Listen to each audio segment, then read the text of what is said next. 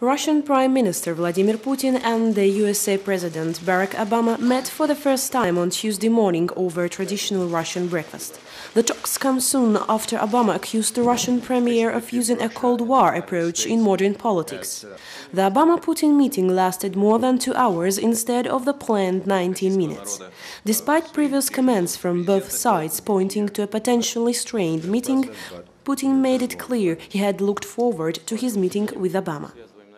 So the relations between Russia and the United States has very many different occasions and events of different, shall we say, color. There were periods when our relations flourished quite a bit, and there were also periods of, shall we say, grayish mood between our two countries and of stagnation. With you, we link all our hopes for the furtherance of relations between our two countries. Generally, the main focus during the talks was on agreeing on a new arms reduction treaty to replace the current one, known as START, which expires in December.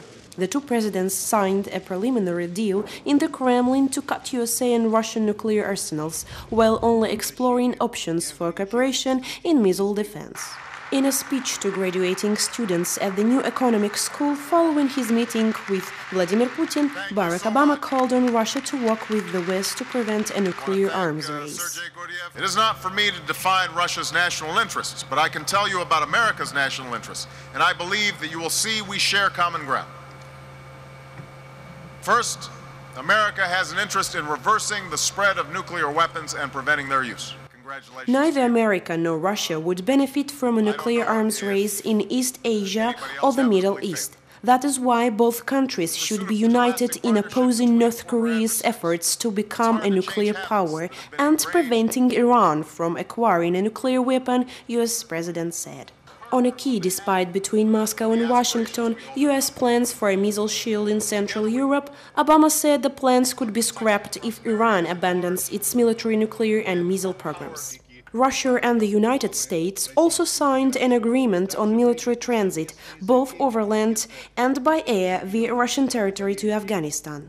The deal was signed at Kremlin talks and was praised by the USA leader as Moscow's willingness to help in the war against the Taliban. Russia was reported to allow 4,500 flights a year to carry US troops and weapons to the country across its territory free of charge. In a joint statement following the summit, the presidents also pledged to boost financial intelligence in order to crack down on illegal money flows from Afghan drug trafficking. It was one of a series of deals agreed on by the presidents as part of their pledges at reset ties strained over host officials under the previous USA administration. Medvedev and Obama also agreed to resume bilateral military cooperation suspended after Russia's war with Georgia last August, one of the issues that plunged ties between the former Cold War adversaries to a new low. Summing up a meeting during his Tuesday talk with Barack Obama, Dmitry Medvedev said, "This only means that your visit turned out to be a very substantial, intensive and multifaceted, covering all matters of our cooperation, including foreign policy, bilateral relations, economic matters, humanitarian, which is very good."